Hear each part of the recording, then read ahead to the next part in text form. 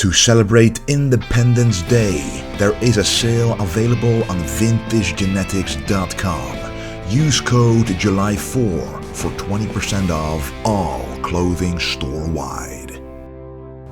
What is up, guys? Welcome to Vintage Genetics, where we are getting much closer to the Portugal Pro, and we will represent classic bodybuilding, because I can't do a video without saying classic bodybuilding.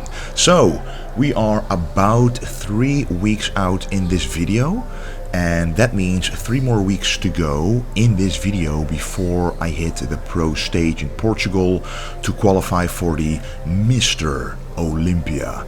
It's going to be an incredible event. I'm very excited. I feel very good, and as of right now I'm very close to the weight limit, and I am 13 days out as I am speaking to you guys through the microphone at the moment. But anyway, let's talk about this back workout. So the first movement you see is quite difficult to get my body in place, because I actually have to pull the weight backwards without any support first. But this is a chest supported high row. I like to call it a high row, even though it is on a lat pull down machine, and that just goes to show you can transform a lat pull down into a rowing machine if you don't have hammer strength or any other rowing apparatus in your gym, or when it's simply busy and all of those exercises are already in use. So what I'm doing here is I am actually using an attachment that allows me to attach handles at any width I want to be able to hit my back the exact way I feel it the best way, and that for me is the widest possible grip.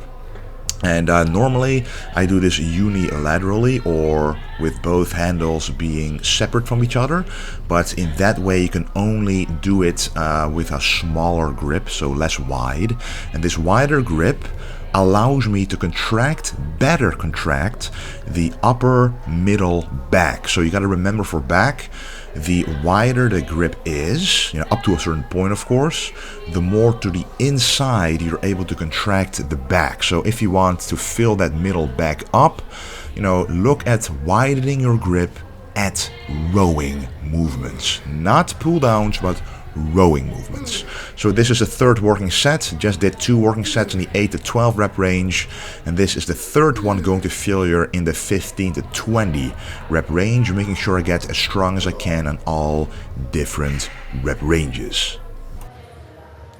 So the next one is once again a wide grip, but this time a true row, and I'm not showing you all the warm-ups during this workout. It's going to be a nice and concise workout for you guys to try in your home gym or in your commercial gym, wherever you are in the world right now during this pandemic. Really depends, but anyway, we're doing a wide grip seated row, and again a wide grip because if you look at my elbows, I am more easily able to wrap my elbows around my back. That is what you should think about when you compare a narrow grip to a wide grip.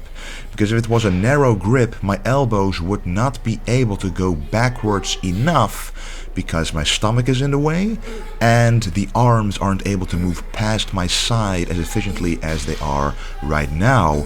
And the more they are able to drive backwards, the better the squeeze and the stronger the contraction is in the back.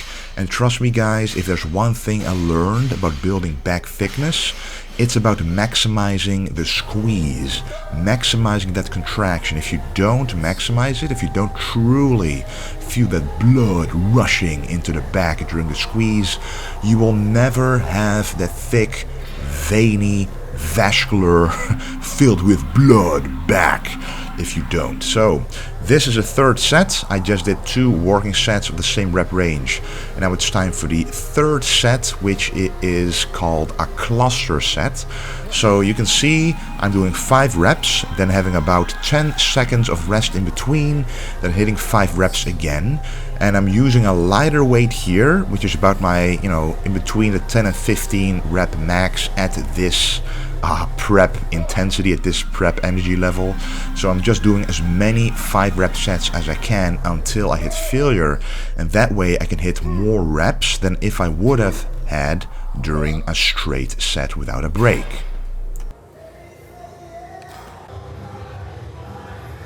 Now this truly is a rowing back thickness workout. This is a chest supported mid back row. So again, if your gym doesn't have all those fancy machines for the back, which this gym doesn't, it doesn't matter at all. If you're a bit creative, you can use the cable station or the lat pull down station to create your own back rowing movements. So I'm once again using that attachment. Now the grip is slightly less wide for just a different kind of contraction, and at the same time I'm able to put the height of the pulley wherever I want to hit it. So I want to hit the back in the upper middle back area, and that's where I put the height of the pulley, that I can actually pull straight backwards into that rhomboid area. And that is, in my opinion, the best way to work the back. And you can see it here. When I'm not wearing a shirt, you can see exactly what is happening in the back. So if you have the freedom to adjust the height of where your arms will go when you go backwards, you have the freedom to adjust which muscles in the back you're working more. Obviously, you're always working every single muscle, but it's all about emphasis, guys. Bodybuilding is about emphasizing certain contractions, certain stretches in the muscles in different kinds of ways to create the sculpture you had in mind all along. You can see very clearly that the lower traps and even the upper traps are working in contracting and squeezing the back. And that's exactly what I intended to do with this movement. So what is very important, you have to go all the way back, as I said. So you can even see that my upper body is leaving the bench to be able to get that maximum contraction. So especially in this working set, the third one, I'm hitting 13 reps here, but every rep is a pause rep, as you can see. So at least 1 to 1.5 seconds of pause. And when you are pausing a rep, one thing you should keep in mind is that you should truly pause it. You know, the time seems to pass slower during the exercise, so that's why you should really focus on completely stopping the movement, removing the momentum, and then only then it is a pause rep. If you can't get that done, then it's not a pause rep. So you always have to pause it for a bit longer than you think is necessary, and then you record yourself and you can actually see, oh, okay, these pauses seem normal, not too long and not too short. But the pause simply adds a different kind of intensity. It forces you to lower the weight, forces you to practice mind-muscle connection, and it's a great way to do after some sets when your back is already filled with blood. Now this movement is the Smith Machine Barbell Row, and it's pretty awesome. So the grip width is a bit wider than shoulder width, so again, quite a wide grip. So what I'm doing here, because it's more of a free weight movement, I'm doing just one working set, and then I feel, okay, that's enough for this movement. Doing another working set isn't really going to bring me much else. So what I decided to do is another cluster set with a lighter weight, allowing me to dig deeper into the back.